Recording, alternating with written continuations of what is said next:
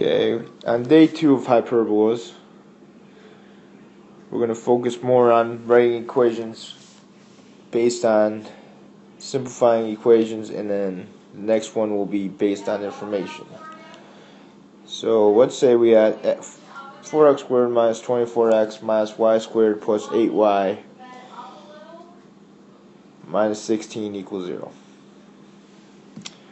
So these two need to, or no, actually they're okay. This side is fine except for this. And because the x squared has what's positive, the 4 can stay there, so the x squared is going to come before the y squared. So we have 4x squared minus 24x minus y squared plus 8y equals 16. So the x's are together, the y's are together, and we have everything in place. So now I'm going to factor out whatever's in front of x squared and whatever's in front of y squared.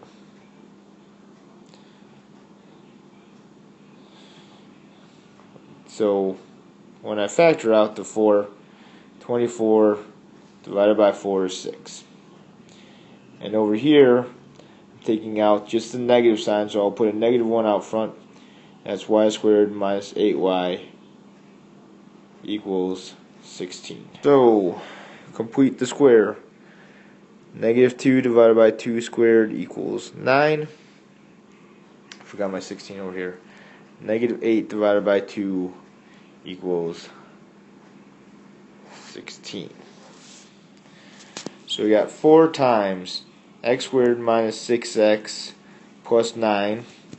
And over here on the equals 16, I got 16 plus 4 times 9 minus 1 times y squared minus 8y plus 16.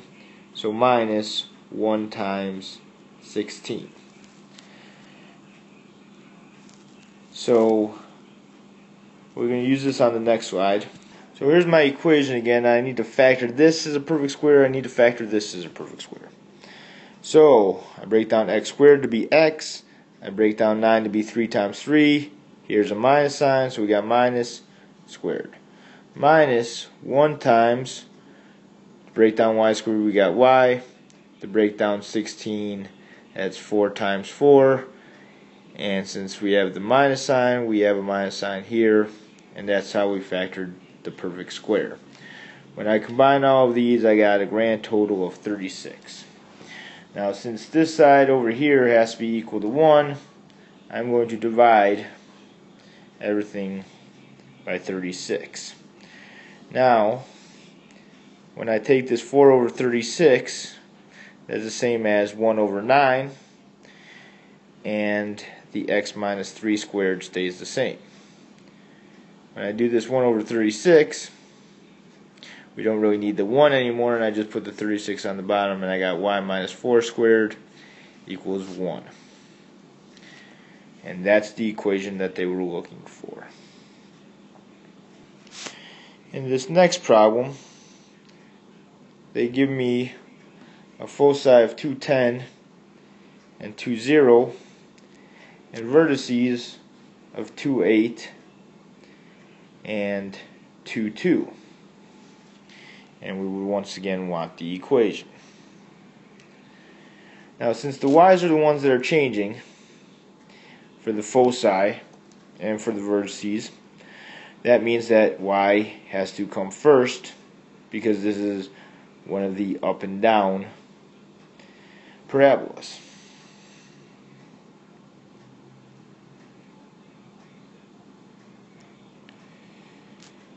So we always want to know the center. So the center is the point right in between these two, or the point right in between these two. And so since the x values are the same, I'm going to use the foci this time and do 10 plus 0 divided by 2, which is a total of 5, which means this is going to be a center of 2, 5. So y minus 5 squared, x minus 2 squared. Alright, how far is it from our center to our vertices, which in this case we'll use either 2, 8. Well, from 5 to 8 is a grand total of 3, and that's what A equals, and 3 squared is equal to 9, and so I have my number for underneath the Y value. And C is the distance from the center to a focus. So my center was at 2, 5. My focus was at 2, 10. And the distance from 5 to 10 is 5. And we have A squared plus B squared equals C squared. Well, C is 5 squared. And when we go back, we see A squared was equal to 9.